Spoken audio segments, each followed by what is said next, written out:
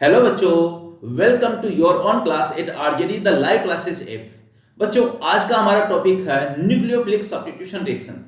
Nucleophilic substitution reaction पढ़ने से पहले सब्स्टिट्यूशन रिएक्शन क्या होती है ये समझते हैं। ऐसी रिएक्शन जिसमें एक ग्रुप या एटम जाता है और दूसरा ग्रुप आता है, मतलब एक ग्रुप या एटम तो जाएगा और दूसरा ग्रुप आएगा, तो आने वाले ग्रुप ने पहले वाले को सब्स्टिट्यूट कर दिया, मतलब एक हट रहा और एक आ रहा है, तो इस टाइप की रिएक्शन को हम सब्स्टिट्यूशन रिएक्शन कहते हैं। लेकिन यहां पर जो हेडिंग दी हुई है वो दी हुई है न्यूक्लियोफिलिक सब्स्टिट्यूशन रिएक्शन।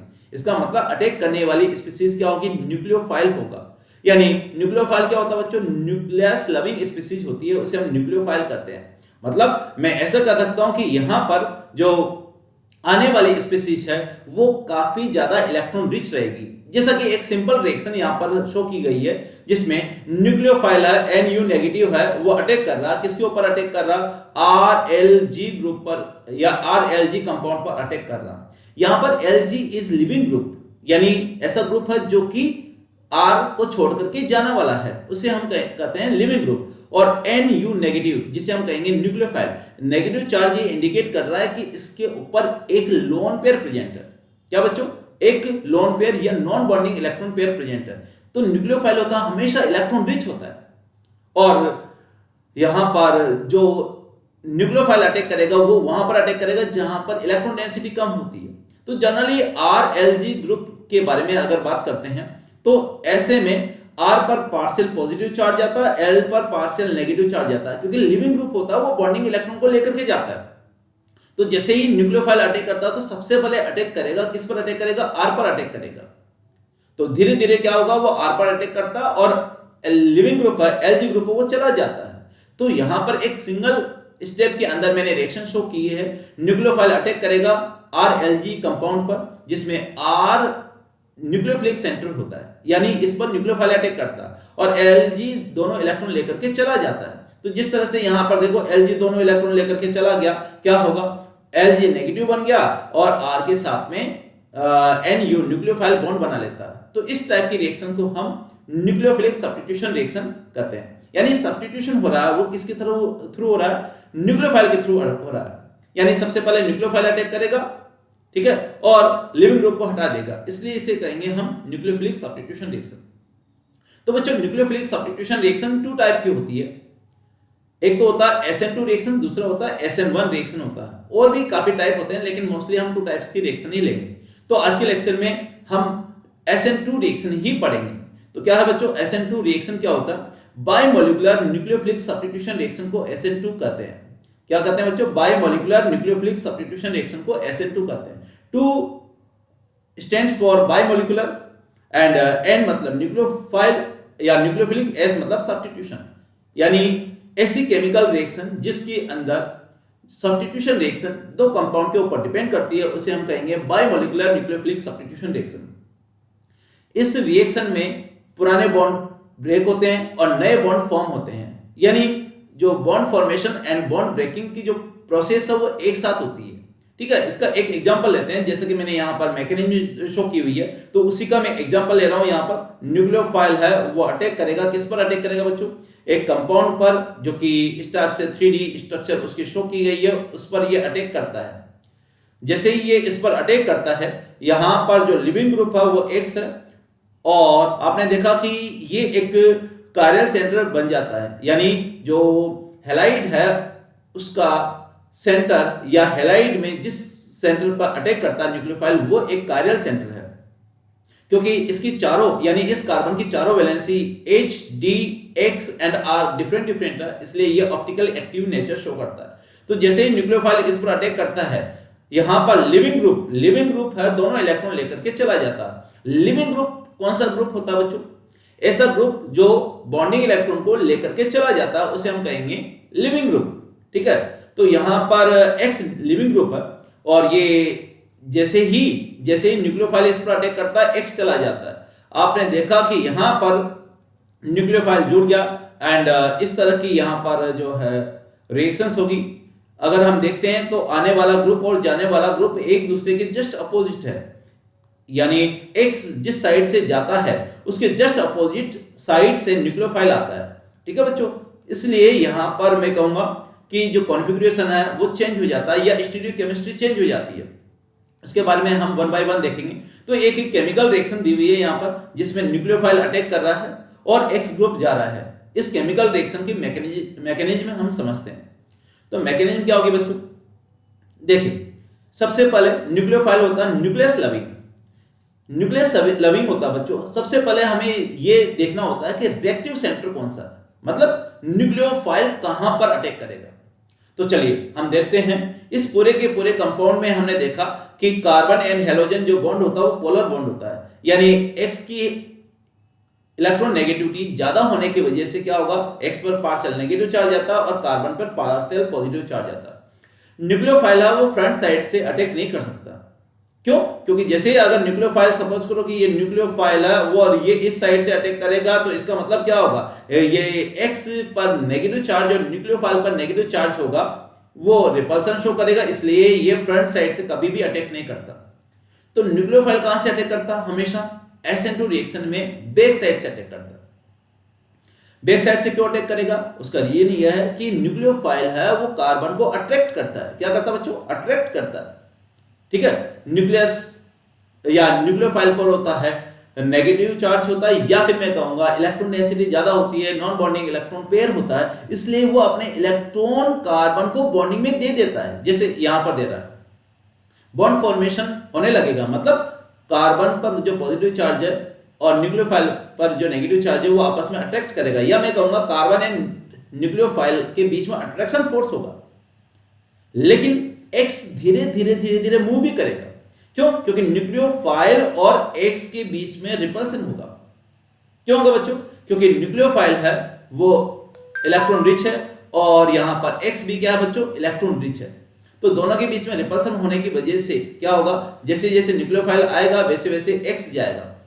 तो एक्स तो जा रहा है, न्यूक्लियोफाइल आ रहा है, तो इसका मतलब यहां पर एक ऐसी स्टेट होगी या एक ऐसी स्टेट मिलेगी हमें जिसमें नया बॉन्ड बन रहा होगा, न्यूक्लियोफाइल एंड कार्बन के बीच में बॉन्ड बन रहा होगा, जैसे कि यहाँ पे डॉटेड लाइन से हमने शो किया ये वाला, एंड एक्स अपने इलेक्ट्रॉन को लेकर के जा रहा होगा। इसका मतलब मैं कहूंगा बच्चों यहां पर देखो एक्स एंड कार्बन के बीच में डिस्टेंस बढ़ रही होगी, यानी एक्स पर पार्शियल नेगेटिव चार्ज और न्यूक्लियोफाइल पर पार्शियल नेगेटिव चार्ज रहेगा, क्योंकि ये एक पूरा नेगेटिव चार्ज है वो डिस्ट्रीब्यूट हो जाता है, दोनों के ऊपर डिस्ट्रीब्यूट हो जाएगा। इस ट्रांजिशन स्टेट में हम बात करते हैं तो क्या होगा, ये जो कार्बन होता है वो पेंटावेलेंट होता है। क्या होता है बच्चों, पेंटावेलेंट होता है, पेंटावेलेंट होता है, ये हमें ध्यान में रखना पड़ेगा, पहला पॉइंट। सेकंड है, अगर मैं देखता हूं इसकी जियोमेट्री क्या होगी, जियोमेट्री आप कह सकते हो ट्राइगोनल बाइपिरामिडल है और हाइब्रिडाइजेशन होगा वो sp2 होगा। क्या होगा बच्चों, हाइब्रिडाइजेशन sp2, यस sp2 मैंने लिखा, और जियोमेट्री मैंने लिखा ट्राइगोनल बाइपिरामिडल, ट्राइगोनल बाइपिरामिडल, ये इसकी जियोमेट्री होती है बच्चों। ठीक है, तो ट्राइगोनल बाइपिरामिडल ये तो जियोमेट्री है, क्योंकि पेंटावेलेंट है, ये न्यूक्लियोफाइल एंड एक्स है, ये दोनों ही एक p ऑर्बिटल से कनेक्टेड होते हैं। प्योर p ऑर्बिटल, एक्स जा रहा होता है, न्यूक्लियोफाइल आ रहा होता है, तो p ऑर्बिटल से कनेक्ट होने की वजह से ये हाइब्रिडाइजेशन में काउंट नहीं होता। तो आप देखिए आने वाला ग्रुप और जाने वाला ग्रुप दोनों जस्ट ऑपोजिट डायरेक्शन में, इसलिए हम कहते हैं कि यहां पर जो है प्रोडक्ट का कॉन्फ़िगरेशन चेंज हो सकता है। मतलब आने वाले ग्रुप और जाने वाले ग्रुप के नेचर के ऊपर डिपेंड करेगा कि इसका कॉन्फ़िगरेशन क्या होगा। इसलिए ये जो एग्जांपल है जेई के अंदर भी आया हुआ है, इसमें आंसर है हमारा कि एक सिंगल स्टीरियो आइसोमर बनता है, सिंगल स्टीरियो आइसोमर। अगर सपोज करो कि ये एल है, मान लेते हैं कि एल है, क्योंकि यहाँ पर एक्स ग्रुप कौन सा है उसके बारे में शो नहीं किया गया, इसलिए हम इसके बारे में ज्यादा बात नहीं करेंगे, इसका कॉन्फ़िगरेशन क्या होगा। लेकिन मान लेते हैं कि एल है, तो यहाँ पर आपको क्या होगा, ये एल भी मिल सकता है और डी भी मिल सकता है, डिपेंड करता आने वाले ग्रुप और जाने वाले ग्रुप के ऊपर। ठीक है बच्चों, तो इसलिए हम कहेंगे कि यहां पर जो है केमिकल रिएक्शन के अंदर एक सिंगल स्टीरियो आइसोमर बनता है। ऑलवेज रिमेंबर SN2 रिएक्शन में एक सिंगल स्टीरियो आइसोमर बनता है। लेकिन नीट लेवल पे अगर हम बात करें तो इसमें हम कह सकते हैं कि वॉल्टन इन्वर्जन होता है, क्योंकि मैक्सिमम केमिकल रिएक्शंस के अंदर कॉन्फ़िगरेशन चेंज होता है, इसलिए उसे कहते हैं वोल्डन इन्वर्जन। तो बच्चों क्या होगा, फाइनली देखते हैं कि न्यूक्लियोफाइल है वो कार्बन के साथ में बॉन्ड बना लेता है, इस वाले कार्बन के साथ में ये न्यूक्लियोफाइल ने बॉन्ड बना लिया और एक से दोनों इलेक्ट्रॉन लेकर के चला गया। इस तरह से ये जो SN2 रिएक्शन कंप्लीट होती है। नाउ बच्चों कौन कौन से फैक्टर इनको अफेक्ट करते हैं वो देखते हैं, या इसके कैरेक्टरिस्टिक क्या क्या होते हैं ये देखते हैं। तो पहला तो क्या है कैरेक्टरिस्टिक, कि यह एक बाई मॉलिक्यूलर रिएक्शन है। बाई मॉलिक्यूलर, टू रिएक्टेंट या टू सब्सटेंस के ऊपर इसकी रेट डिपेंड करती है, एक तो आने वाले ग्रुप के ऊपर और जिस पर अटैक हो रहा उस पर, यानी सबस्ट्रेट प्लस न्यूक्लियोफाइल दोनों के ऊपर, हैलाइड प्लस न्यूक्लियोफाइल दोनों के ऊपर रेट डिपेंड करती है। ओके, और इसलिए इसे कहेंगे बायोमोलिकुलर रिएक्शन। पहला पॉइंट, एक सिंगल स्टेप में ही ये रिएक्शन हो जाती है, मतलब जैसे जैसे न्यूक्लियोफाइल अटैक करेगा लिविंग ग्रुप चला जाएगा। ठीक है बच्चों, इसलिए हम कहेंगे एक सिंगल स्टेप के अंदर ये रिएक्शंस होती है, जैसा कि हमने यहां पर देखा था, एक ही स्टेप के अंदर ये रिएक्शंस हो रही है, न्यूक्लियोफाइल अटैक कर रहा है और यहां पर ट्रांजिशन स्टेट के थ्रू क्या होगा, प्रोडक्ट आपका बन जाता है। ठीक है बच्चों, तो नाउ नेक्स्ट है, हम लेते हैं सेकेंड, ये है इसके जो प्रॉपर्टीज है, it is a second order reaction because in the RDS both species are involved. Rate determining step एक ऐसी स्टेप होती है जो कि रिएक्शन की रेट को डिसाइड करती है। इसमें हैलाइड एंड न्यूक्लियोफाइल दोनों के दोनों ही इंक्लूड होते हैं, इन्वॉल्व होते हैं, इसलिए यहां पर हम कहेंगे कि ये एक बायोमोलिकुलर सेकेंड ऑर्डर की रिएक्शन है। क्या होगी बच्चों, सेकेंड ऑर्डर की रिएक्शन है। अगर हम देखते हैं काइनेटिक्स इसकी देखते हैं तो क्या होगा बच्चों, रेट होती है वो दोनों के ऊपर डिपेंड करती है, दोनों की क्वांटिटी के ऊपर डिपेंड करती है। First is what, halide and second is what, nucleophile. तो हैलाइड एंड न्यूक्लियोफाइल दोनों की कंसंट्रेशन के ऊपर डिपेंड करती है, इसलिए इस रिएक्शन है इसका ऑर्डर क्या होगा बच्चों, 2 होगा। और इसको ऐसे रिप्रेजेंट करते हैं, rate is equal to K जो कि रेट कांस्टेंट को इंडिकेट करता है, मल्टीप्लाई बाय एल्किल हैलाइड की कंसंट्रेशन एंड साथ ही साथ में न्यूक्लियोफाइल की कंसंट्रेशन। इसका मतलब यहां पर जो रेट है दोनों की क्वांटिटी के ऊपर डिपेंड करती है।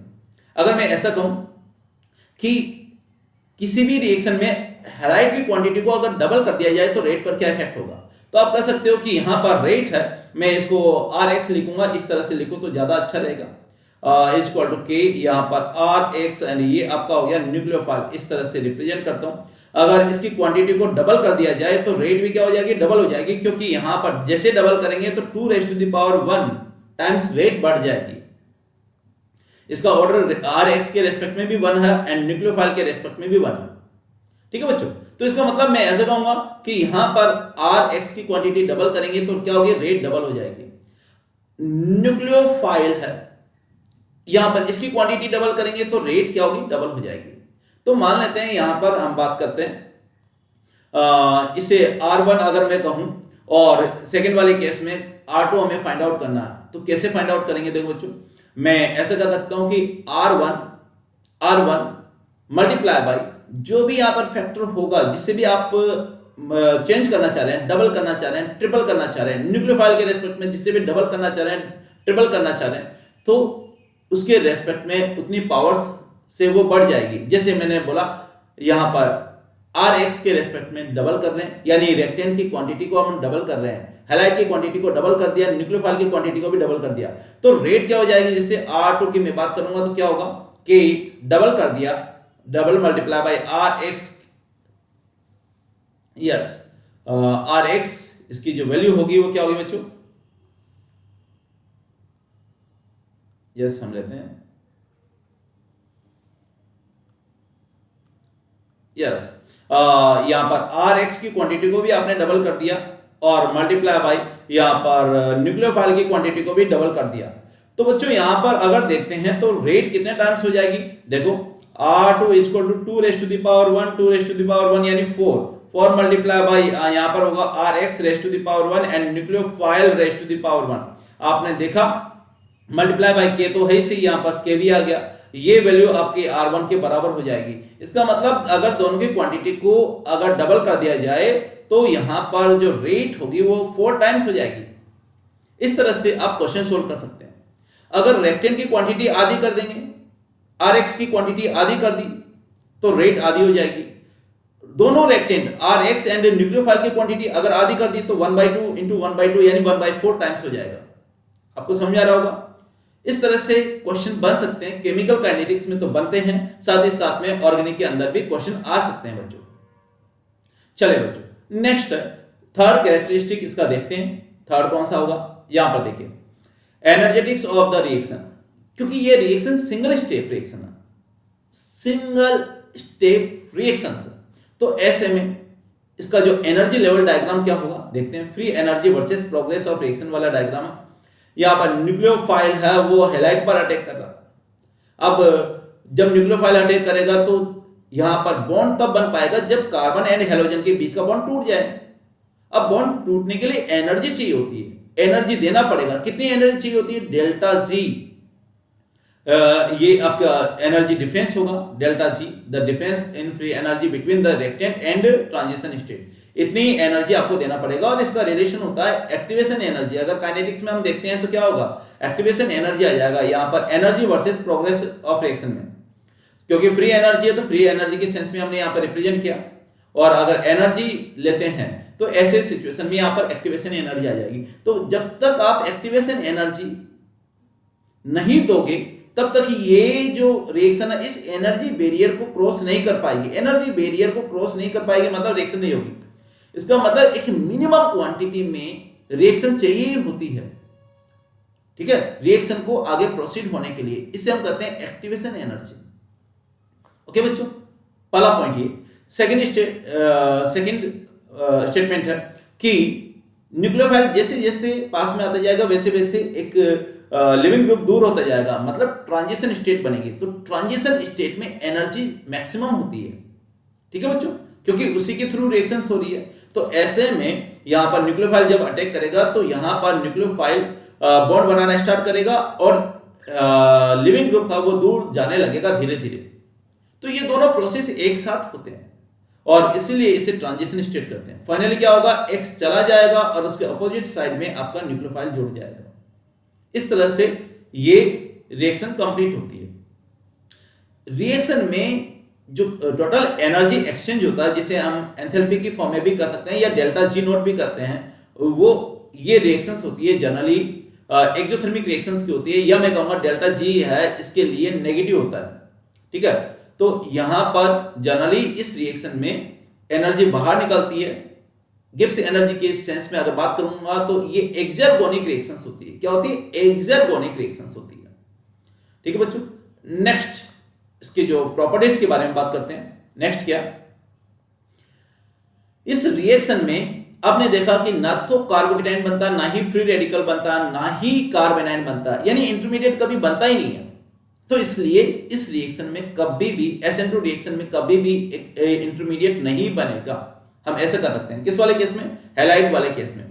अगर न्यूक्लियोफाइल है वो नेगेटिवली चार्ज्ड है एंड लिविंग ग्रुप है वो न्यूट्रल मतलब लिविंग ग्रुप है वो नेगेटिवली चार्ज्ड है, तो ऐसी सिचुएशन में आप कह सकते हो कि ये जो रिएक्शंस होगी वो क्या होगा, इसमें इंटरमीडिएट नहीं बनेगा। नाउ नेक्स्ट है 6 पॉइंट। जैसा कि मैं आपको ऑलरेडी बता चुका, इस रिएक्शन में क्या होगा, वॉल्डन इन्वर्जन होता है। क्या होता है बच्चों, वॉल्डन इन्वर्जन होता है। मतलब मैं कह सकता हूं कि न्यूक्लियोफाइल है जिस साइड से अटैक करता है वो लिविंग ग्रुप के जस्ट अपोजिट होती है, इसलिए जो रेक्टेंट का कॉन्फ़िगरेशन होगा प्रोडक्ट के कॉन्फ़िगरेशन से डिफरेंट होता है। जनरली ऐसा होता है, जैसा कि मैंने आपको बताया कि एक सिंगल स्टीरियोआइसोमर बनता है, लेकिन मैक्सिमम रिएक्शन में कॉन्फ़िगरेशन चेंज होता है और इस कॉन्फ़िगरेशन चेंज होने को हम क्या कहेंगे, वॉल्डन इन्वर्जन करते हैं। ओके बच्चों, नाउ नेक्स्ट हम लेते हैं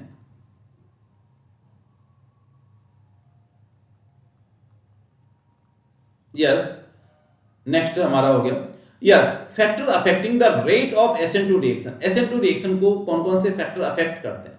तो पहला factor, effect of the structure of the substrate.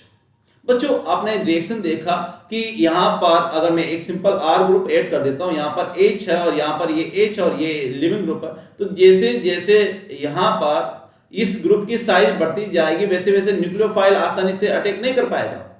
मतलब यहां पर ये जैसे जैसे ग्रुप बड़ा होता जाएगा वैसे वैसे इसके अटैक करने की रेट क्या होगी, कम होती जाएगी। तो आर ग्रुप है, इसकी नेचर के ऊपर भी डिपेंड करता है कि रिएक्शन की रेट कैसे हो, ये रिएक्शन स्लो होगी या फास्ट होगी। तो चलो यहां पर देखते हैं बच्चों, जितना हैलाइड वाले कार्बन से जितने छोटे ग्रुप प्रेजेंट होंगे उतने ही रिएक्शन की रेट क्या होगी, फास्ट होगी। तो यहां पर लिखूंगा CH3 की रेट सबसे ज्यादा होगी, फिर 1 डिग्री हैलाइड, फिर 2 डिग्री, फिर 3 डिग्री। आपने देखा कि यहां पर जो है 1 डिग्री हैलाइड की जो रेट है, यानी मिथाइल हैलाइड है, उसकी रेट है वो 30 टाइम्स है 1 डिग्री हैलाइड के कंपैरिजन में, क्योंकि मिथाइल में 3 छोटे छोटे ग्रुप है, H है, जो कि इस रिएक्शन को आसान बना देते हैं, क्राउडिंग क्रिएट नहीं करते। लेकिन जैसे जैसे इस कार्बन से जुड़ने वाले ग्रुप की साइज बढ़ती जाती है, जैसे यहाँ पर आपका हो गया मिथाइल हो गया, यहाँ पर डाइमिथाइल, ये भी ज्यादा क्रिएट करेंगे, क्राउडिंग क्रिएट करेंगे। यहाँ पर नियोपेंटाइल हो गया, नियोपेंटाइल में आप देखोगे कि टर्सरी ब्यूटाइल ग्रुप जुड़ा हुआ, तो इनकी साइज बढ़ती जा रही है। और यहाँ पे टर्सरी हैलाइड वाले केस में तो हैलोजन किससे जुड़ा हुआ, 3 डिग्री कार्बन से, जिससे कि डायरेक्टली 13 एटम जुड़े हुए हैं, या मैं कहूंगा डायरेक्टली 13 एटम वाले ग्रुप या एटम जुड़े हुए हैं। तो यहाँ पर क्राउडिंग सबसे ज्यादा होगी, इसलिए SN2 रिएक्शन की रेट क्या होगी, सबसे कम होगी, यानी ऊपर से नीचे जाने पर क्या होगा, रेट होगी, रेट ऑफ रिएक्शन क्या होगी, डिक्रीज होती जाती है।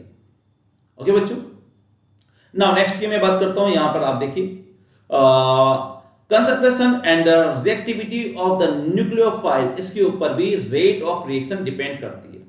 ओके, न्यूक्लियोफाइल जितना अच्छा होता है उतनी ही रेट ऑफ रिएक्शन ज्यादा होती है।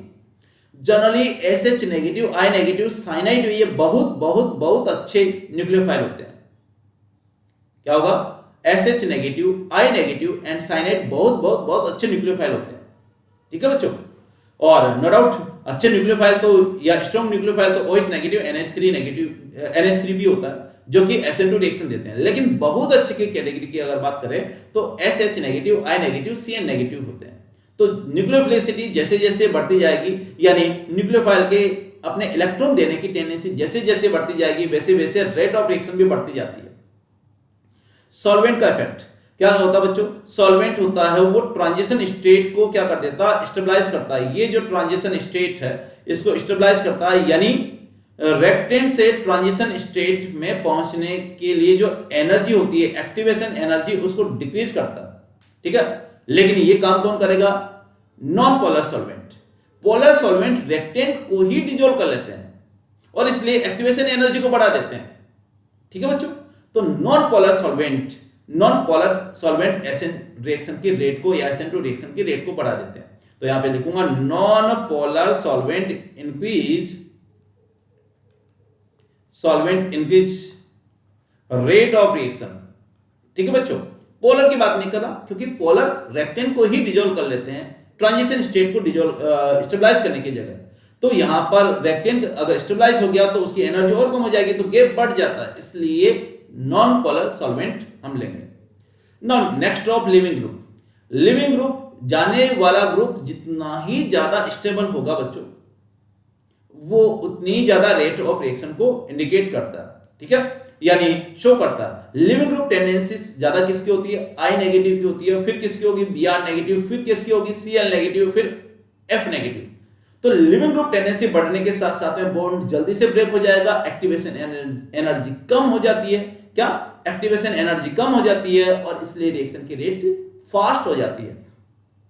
ठीक है, तो बहुत अच्छा लिविंग ग्रुप कौन सा होता है, I नेगेटिव होता है, Br नेगेटिव, Cl नेगेटिव, और उसके बाद में ये पुअर लिविंग ग्रुप होता है। क्या होता है बच्चों, पुअर लिविंग ग्रुप होता है। ठीक है, ये आसानी से रिएक्शन नहीं देता। नो डाउट और भी अच्छे अच्छे लिविंग ग्रुप है, जिसे हम कहते हैं टोसिलेट। टोसिलेट एक बहुत ही अच्छा लिविंग ग्रुप होता है, ये वाला ग्रुप है। ठीक है, यहां पर CH3 लिखा हुआ, इसे कहते हैं टोसिलेट। ब्रोसिलेट, नैनोफ्लेट, ट्रिफ्लेट, ये बहुत अच्छे अच्छे लिविंग ग्रुप होते हैं। ठीक है बच्चों, तो आगे बढ़ते हैं नेक्स्ट। यहां पर देखो एग्जांपल ले लेते हैं SN2 रिएक्शन के। सपोज करो कि यहां पर मैं रिएक्शन करवा रहा हूं, किसकी, क्लोरोमीथेन की रिएक्शन करवा रहा हूं। यहां पर एक्वस KOH लिया जा सकता है। क्या, एक्वस KOH। यहां पर ये बहुत ही अच्छा न्यूक्लियोफाइल है, कौन, KOH नेगेटिव, और यहां पर ये एक अच्छा लिविंग ग्रुप है। Cl नेगेटिव जल्दी से चला जाता है और CH3 पर पार्शियल पॉजिटिव आ जाता है। ठीक है बच्चों, CH3 पर पार्शियल पॉजिटिव, Cl पर पार्शियल नेगेटिव। क्यों, क्योंकि ये बॉन्ड पोलर है। तो OH नेगेटिव होगा, वो कहां से अटैक करेगा बच्चों, OH नेगेटिव बैक साइड से इस पर अटैक कर देता है और Cl दोनों इलेक्ट्रॉन लेकर के चला जाता है। तो इस तरह से जो रिएक्शंस होगी उसमें मिथाइल अल्कोहल बनता है, साथ ही साथ में K positive and Cl negative बनता है। चलो और एग्जांपल लेते हैं। सपोज करो कि यहाँ पर इथाइल क्लोराइड ले लिया हमने, क्या इथाइल हैलाइड या ब्रोमाइड ले लेते हैं। इसकी रिएक्शंस करवाई मैंने किसके साथ में, KOH के साथ में। नो डाउट KOH कुछ एलिमिनेशन रिएक्शन भी देता है। तो ऐसी सिचुएशन में हम यहाँ पर SN2 रिएक्शन हो तो उसके लिए नॉन पोलर सॉल्वेंट यूज में लेते हैं, ठीक है ना। कौन कौन से, यहाँ पर डाइमिथाइल फॉर्मेमाइड ले सकते हैं, ठीक है। डाइमिथाइल फॉर्मेमाइड सॉल्वेंट के अंदर अगेन Br लिविंग ग्रुप है तो चला जाएगा, और OH नेगेटिव न्यूक्लियोफाइल है तो ये अटैक कर देगा, किसके ऊपर अटैक करेगा, इस कार्बन पर। क्यों, क्योंकि बच्चों आपको ये देखना कि सबसे पहले इलेक्ट्रोफिलिक कार्बन कौन सा, इलेक्ट्रोफिलिक कार्बन यही है जिस पर कि न्यूक्लियोफाइल आसानी से अटैक कर देता है, इसे न्यूक्लियोफिलिक सेंटर भी बोलते हैं, ठीक है। तो ये जब रिएक्शंस होगी तो क्या हो जाएगा, Br चला गया यहां से K चला जाएगा तो आपका इथाइल अल्कोहल बन जाएगा। आपको पता है इथाइल अल्कोहल पे काफी सारे सॉन्ग बन चुके, 4 बोतल वोदका मेरा काम रोज का, ऐसे सॉन्ग बन चुके हैं, काफी फेमस भी है, यू नो। चलिए नेक्स्ट की मैं बात करता हूं। यहाँ पर ये OH है, ये यहाँ पर HCH3, स्टीरियो केमिस्ट्री भी देख लेते हैं, ओके। C2H5 ये आपका हो गया। यहाँ पर अगर KOH के साथ में रिएक्शन करवाना है तो डाइमिथाइल सल्फोक्साइड यूज में ले सकते हो।